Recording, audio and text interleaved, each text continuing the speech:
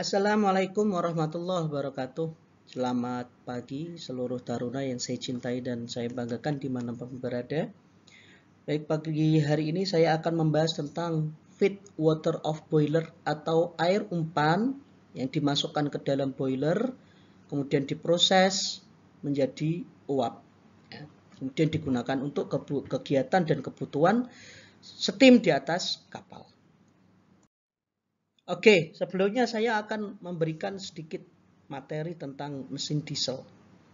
Mungkin nanti ketika kalian sudah ada di atas kapal ya, sangat jarang kapal sekarang itu yang menggunakan tenaga penggerak turbin. Kita tahu betul bahwa tenaga penggerak turbin itu tenaga penggeraknya bukan dari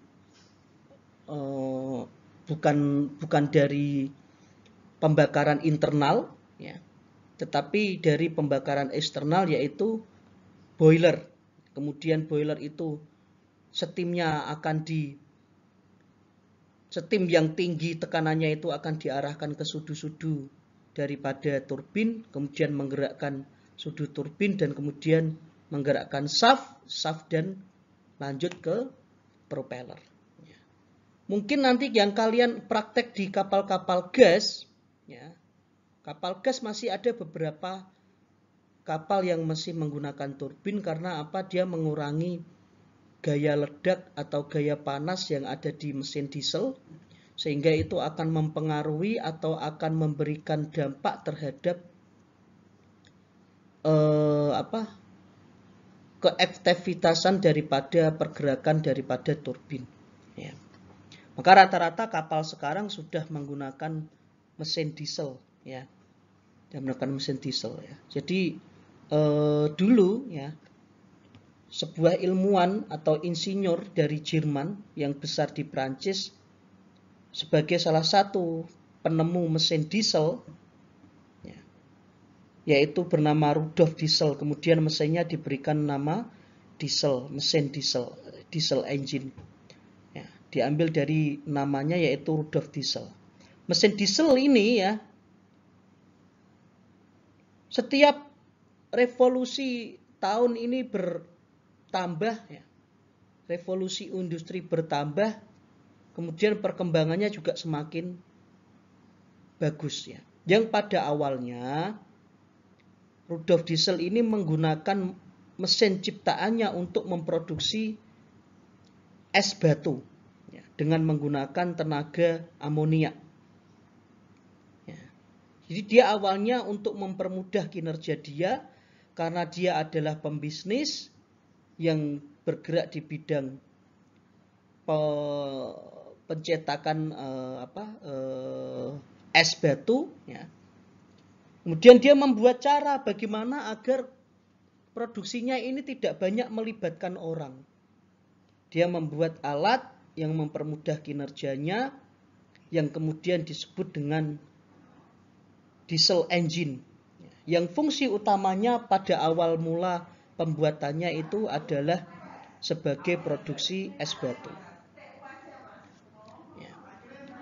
Dengan berkembangnya industri, kemudian mesin diesel ini yang awalnya hanya digunakan untuk memproduksi es, kemudian digunakan untuk industri memproduksi berbagai macam peralatan dan kebutuhan sehari-hari daripada manusia. Kemudian James Watt ini adalah orang yang kemudian mengenalkan, ya, ketel uap, ya, daripada pencipta utama pertamanya yaitu adalah Newcombs. Jadi Newcombs itu sebenarnya adalah penemu ketel uap, tetapi dia tidak dapat mengembangkan ciptaannya, ya, justru malah yang mengembangkan ciptaannya itu adalah James Watt. Jadi James Watt itu dikenal malah sebagai penemu daripada ketel uap, padahal, ya, penemu pertamanya, ya, yang menciptakan pertama yaitu adalah Newcombs. Ya. Pertama dia mengembangkan ketel uap ini karena kebetulan mesin daripada Newcombs itu bermasalah, kemudian dia dengan kemampuan teknik perkakasnya dia yang bagus ya, kemudian dirakit kembali ya, dan menjadi ketel uap ya, yang kemudian digunakan, disempurnakan ya untuk kegiatan sehari-hari ya.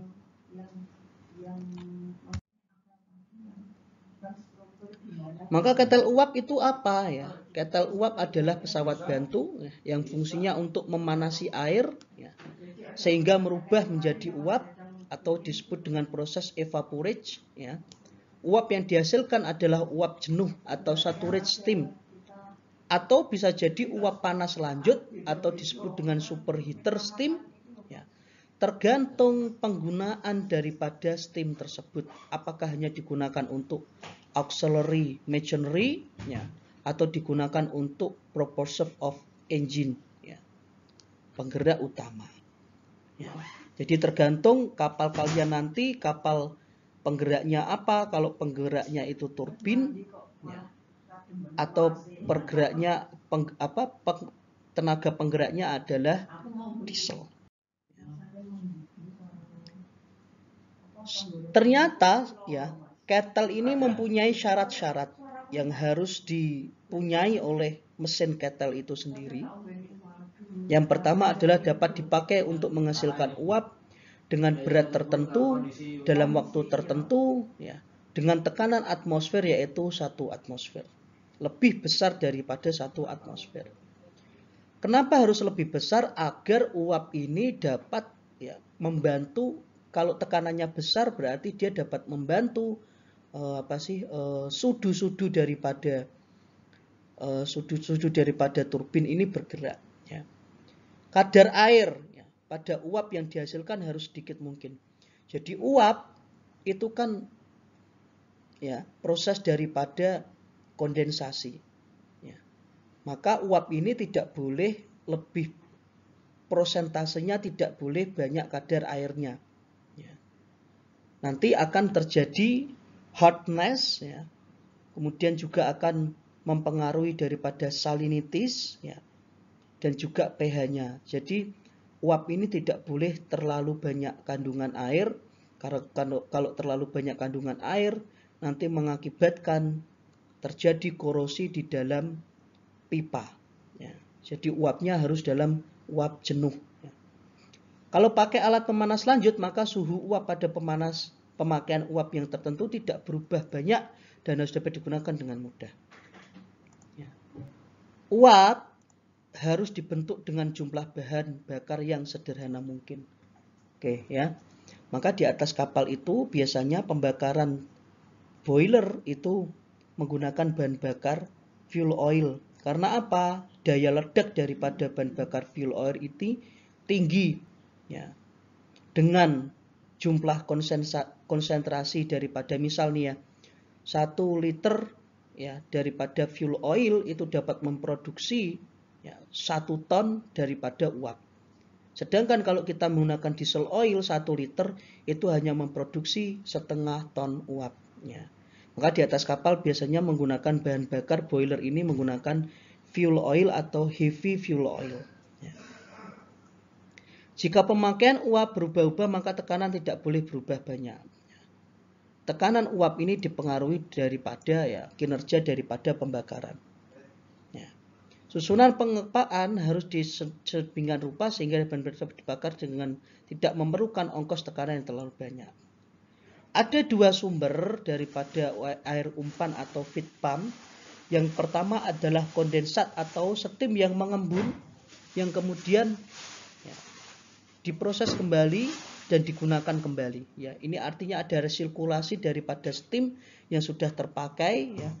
Steam yang sudah terpakai kemudian dia menjadi air atau kondensasi ya.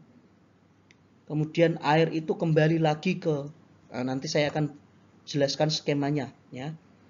Yang kedua adalah air make up atau air yang sudah diolah dengan menggunakan apa? Teknologi kimia. Jadi air ini diberikan teknologi atau chemical kimia yang fungsinya untuk apa? Merubah atau mengurangi hardness, salinities, ya, pH, ya, dikurangi. Oke, kira-kira seperti itu. Ini akan saya jelaskan skemanya ya. Boiler feed water adalah air umpan, ya, itu adalah boiler adalah alat yang menghasilkan uap, ya, panas dan berbagai kebutuhan industri, ya. Boiler juga harus digunakan secara efisien, cukup tinggi. Oleh sebab itu kualitas air yang diumpankan atau feed water harus memenuhi syarat. Syaratnya apa? Yang pertama, air ini tak boleh membentuk kerak atau endapan yang membahayakan. Ya, tadi saya sudah sampaikan, ya, agar air ini tidak membentuk kerak di dalam pipa air, ya, maka harus dikurangi hardness-nya atau dan lain sebagainya, ya. Air bebas dari zat-zat yang dapat menyebabkan korosi. Ya. Air tidak boleh mengakibatkan terjadinya carryover atau terjadi heat over, ya, panas yang berlebihan. Apa tadi ya? Bagaimana kualitas daripada feed water yang baik untuk digunakan, ya. Jadi parameternya kira-kira ini, ya. Air umpan itu harus memiliki parameter, ya, pH, ya, conductivity, TDS, ya, total dead solid, ya, alkalinity, M alkalinity, O alkalinity, hardness, silika, besi, fosfat residu, ya. Kemudian sulfate residu dan pH kondensat. Satuannya adalah ini, ya. Kemudian pengendalian batas atau range-nya, ya, ini adalah ini, ya. Tidak boleh lebih dan tidak boleh kurang. Kalau kurang berarti air itu mengandung asin, ya. Kalau lebih berarti mengandung basa. Itu tidak boleh. Jadi yang paling tepat adalah di antara range berikut. Ya. Pengolahan eksternal, ya. Pengolahan eksternal adalah proses menghilangkan kesadaran atau partikel-partikel asing dalam air. Pengolahan ini merupakan dengan cara memberikan zat kimia, ya, atau pengolahan yang bersifat mekanis, ya, yang dilakukan terhadap air sebelum air masuk ke dalam boiler. Tujuannya adalah apa? Menghilangkan zat-zat padat yang terdapat dalam air, menghilangkan gas korosif, menghilangkan zat-zat larut dan membahayakan boiler. Pengolahan internal yaitu pengolahan yang dilakukan, ya, dengan bahan kimia atau sering disebut dengan boiler chemical, yang bertujuan untuk agar korosi atau pergerakan dapat dihindari serta kemurnian uap terjaga dengan baik. Oke, ini adalah skemanya. Tadi saya sudah sampaikan, ya. Jadi air umpan itu dimulai dari feed water. Ya, ini adalah feed water. Ini adalah tangki feed water. Kemudian dari tangki, ya, ditransfer oleh pompa yang disebut dengan boiler feed water. Ya. Kemudian dari feed water ini masuk ke dalam boiler. Di sini diproses, ya, ini boilernya. Diproses di boiler, ya, diproses menjadi uap, ya, kemudian uap dimasukkan, ya, ya, ke economizer, ya, dari economizer kemudian dibuang ke atmosfer, ya. Ini kalau kondisi kondisi boiler berjalan. Tapi kalau kondisi boiler stop kemudian difungsikan oleh main engine, maka pentransferan feed water ini menggunakan economizer. Berarti ini sampai D terus stop, ya. Oke. Ya, oke. Kira-kira seperti itu, ya. Jadi feed water ini fungsinya untuk membackup atau untuk memproses, ya, boiler ini menjadi uap. Oke, kira-kira seperti itu, ya. Nanti apabila masih ada pertanyaan silahkan boleh japri saya atau dikolektifkan pertanyaannya oleh ketua kelas, ya, agar kita kalian paham dengan betul, ya. Oke, sekian, ya, yang dapat saya sampaikan. Semoga bermanfaat. Selamat pagi. Assalamualaikum warahmatullahi wabarakatuh.